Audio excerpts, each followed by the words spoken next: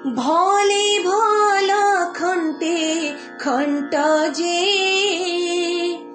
भले भल खंटे खंट जे नव दुर्बादल श्यामल कृपारु मो नाम उत्कल घंट जे मो नाम उत्कल घंट जे। नयागढ़ जिलार इटामाटी रे बढ़ई कौलिक वृत्ति रे जन चित्रकार भाव रंगशिल्पी भाव कवि जदुमणि महापात्र जन्मग्रहण करते 1781 मसीहा आज तांकर जन्मतिथि। रीति जुग आलंकारिक जुग तार आकाशर शेष तारका होचंती कवि जदुमणि महापात्र। रीति जुग जो वैशिष्ट्य से वैशिष्ट्य कवि सम्राट उपेन्द्र भंजों ठारू कवि सूर्य गोपाल कृष्ण मध्य दे विदग्ध चिंतामणिकार अभिमन्युंकर मध्य दे जो भाई भाव में से विवर्तित और विकसित हो आसी तार एक चरम शीर्ष से पहुँची कवि जदुमणि महापात्र राघव विलास आ प्रबंध पूर्णचंद्र रे श्रीराम को जीवन को लेकर से राघव विलास लिखिं से भाई श्रीकृष्ण जीवन को लेकर प्रबंध पूर्णचंद्र लिखिं।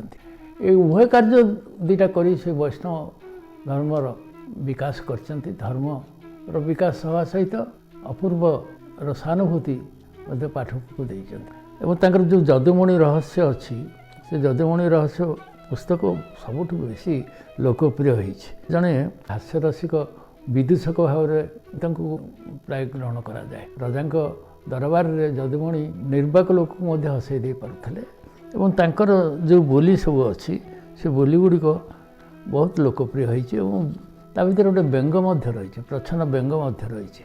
हाड़ू पात्र पुओ रीतिएसन गाड़ू पात्रे न मिलई बासन नाड़ू अच्छी कर्णे गजमुकुता ताड़ू अच्छी महा शंभु देवता पाड़ुची पाटरे माड़ुची करी जोता को बाटरे। तेणु अनेक समय से ग्रामीण शब्द ताकू से व्यवहार करी साधारण लोकों भीतर गोटे आनंद सृष्टि कर से गुड़िक अनेक लोक मन रखिंट।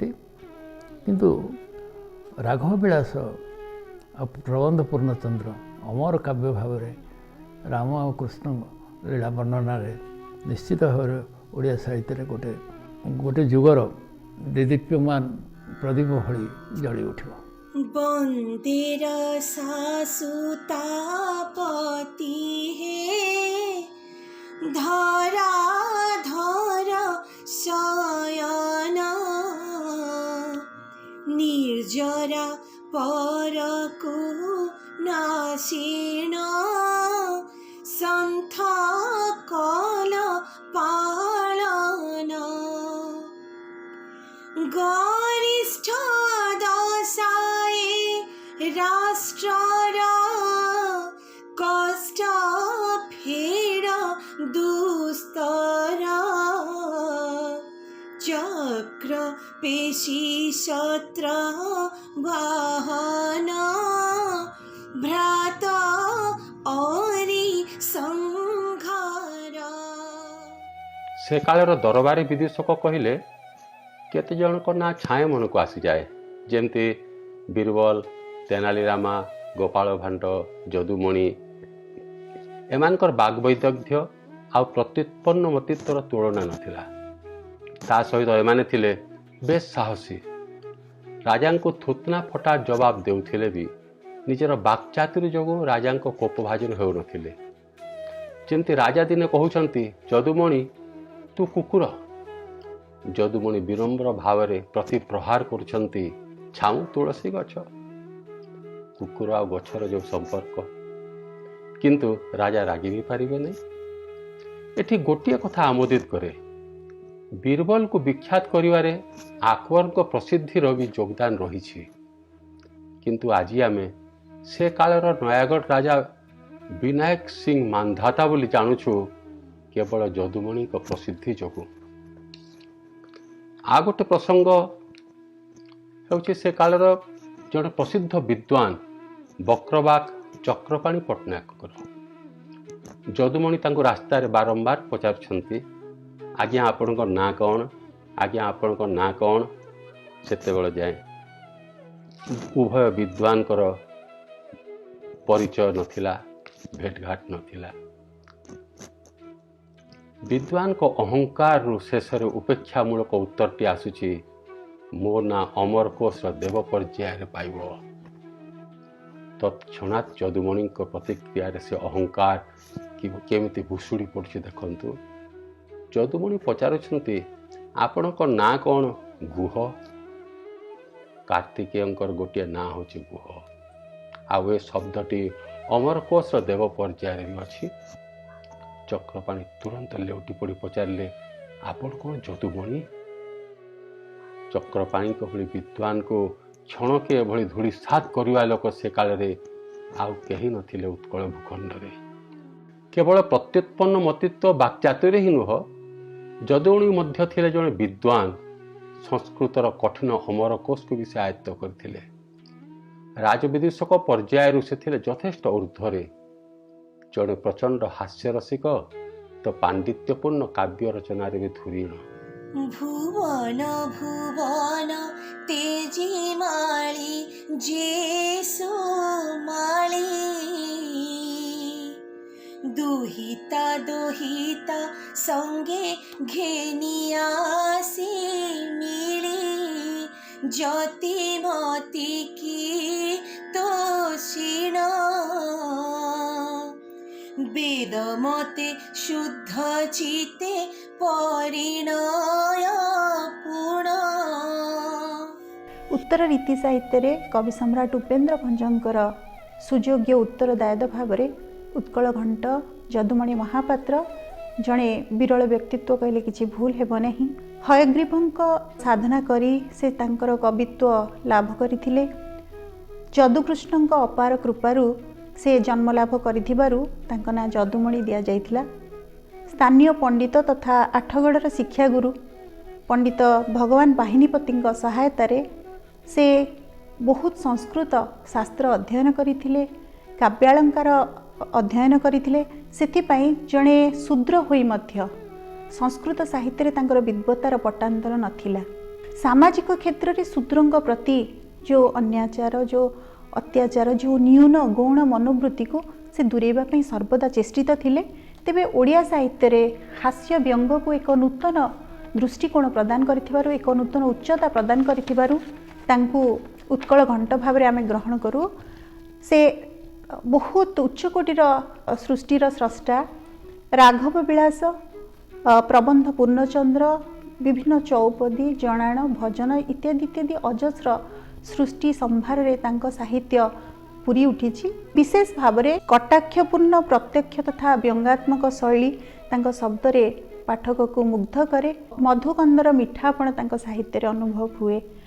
तेबे कटाक्ष पछरे काहाकू अपमानित करिवार उद्देश्य तांकर नथिला, कारण से तांको जीवन में बहुत अपमानित होइछन्ति। से राजा राजुडा मानक पाखरे काम करिछन्ति, सेमानक पृष्ठपोषकता पाइकी साहित्य साधना करिछन्ति एवं उत्कलीय राजा मानक द्वारा से अपमानित मध्य होइछन्ति। चपलांगी दत्त करी चपल वंशेश गति मुनि संगे रंगे पदत्त विलास निधन ज वंशोद्भव ज्येष्ठ श्रेष्ठ हरितानरे घोर रव। दुर्भाग्य को हास्य व्यंगर स्वतंत्र साहित्य तांकर नाई।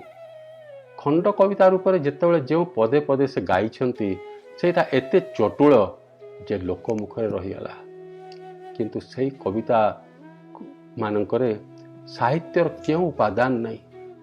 जदिओ व्यंगरे जुड़ुबुड़ू हो विचित्र रूप नहीं उभा जमती गोटे बसंतमोही सुंदरी तरुणीर सौंदर्य को से उपमा दौरान बसंत मुही को उपमा खटू काम काकरा छंका जाली चटू।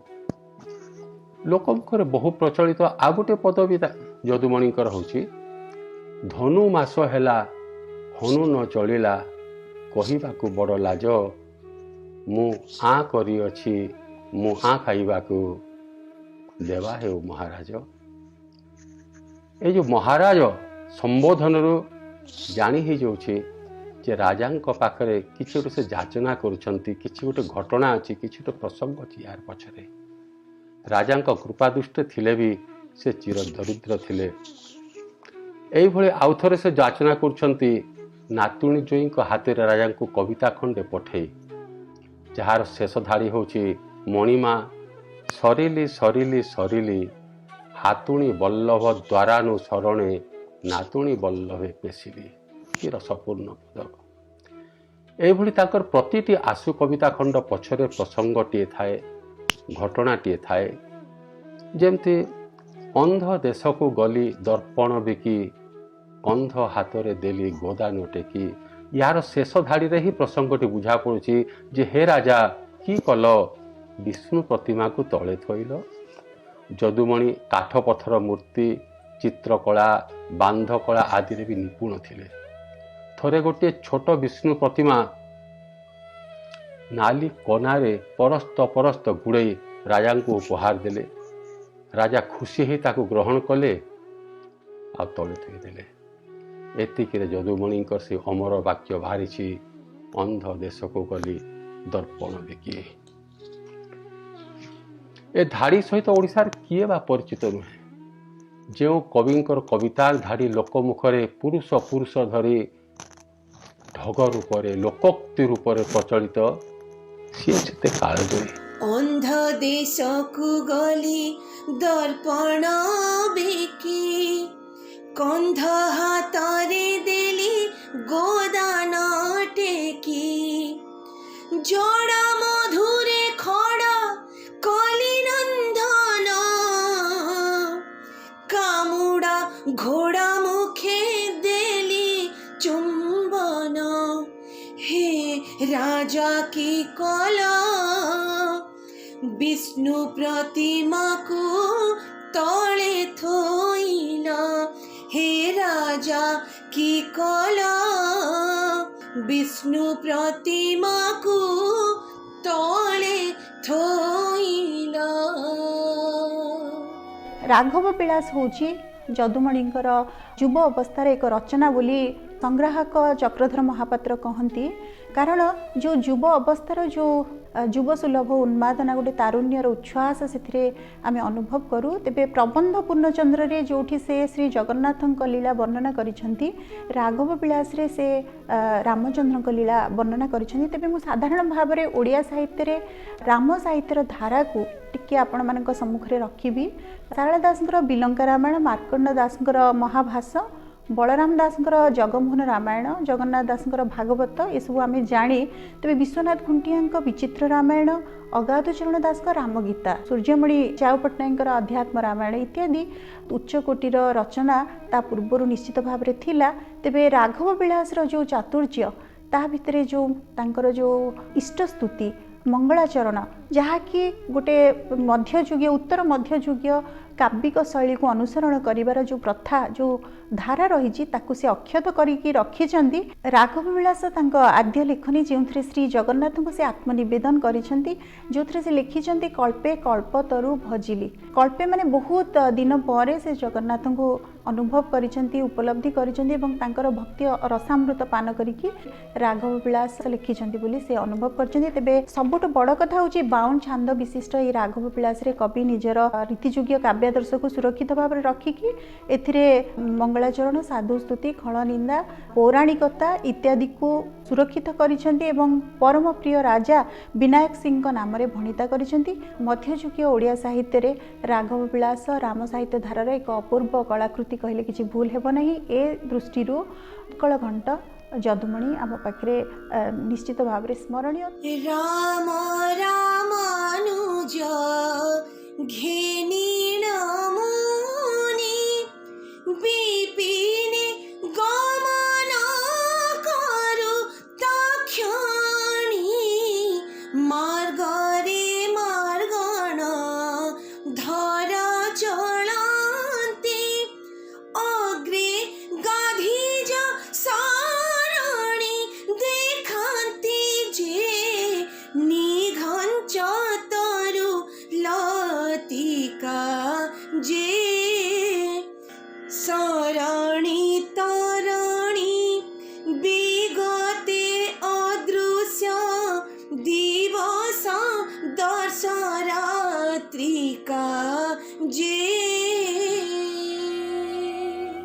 साहित्य रीति जुगर सर्वशेष सारस्वत प्रतिभा हेउछंती कवि जदुमणि महापात्र। ओडिया साहित्यर अनन्य स्रष्टा जदुमणि जीवन जेपरी कौतूहलपूर्ण सेहीपरि विचित्र एवं विविध सारस्वत संभार विमंडित। साहित्य रसिक जदुमणि बहु शास्त्रदर्शी थिले, संस्कृत पंडित मध्य थिले। पुराण, काव्य, अलंकार, शिल्पशास्त्र, संगीत शास्त्र, ज्योतिष और दर्शन शास्त्र रे तांकर गभीर पांडित्य रहिथिला। कवि सम्राट उपेन्द्र भंज थिले तांकर काव्यगुरु। तांकर रचना शैली स्वतंत्र, मौलिक एवं एहार पदगुम्फन, लालित्य और चमत्कारिता अनवद्य और अनुपम अटे। साधु शब्द सह देशज शब्द को सुंदर भाव संयोग करी शब्दशिल्प परिकल्पना करी से असाधारण कृतित्व प्रदर्शन करिसेंती। मंदिर गात्र में विभिन्न पौराणिक व्याख्या माध्यम चित्रण सह पट्टचित्र शिल्पकला से मध्य ख्याति अर्जन करथिले। कवि जदुमणि जड़े आशुकवि, हास्यरसिक, व्यंगकार तथा कथासागर भाव सारा ओडिशा रे सुपरिचित। राशि राशि हास्य उद्दीपक कविता मान रचना करी से जनमानस रे विमल हास्यरस सृष्टि करने सहित निजे मध्य आमोदित लाभ करुथिले। एही महान प्रतिभाधर उत्कल घंट कवि जदुमणि ए जातिर चिर नमस्य। आज तांकर पुण्य जयंती अवसर में ओडिशा साहित्य एकाडेमी पक्षरु भक्तिपूत नमन करने सहित तांकु श्रद्धांजलि अर्पण करुअछु। हयग्रीव महाप्रभु प्रतापे थोड़ा नुहे लोड़ा करंती नृपे जोड़ा हेबा मो प्रौढ़ी कविता को बली बली रस दानी कर्ण को।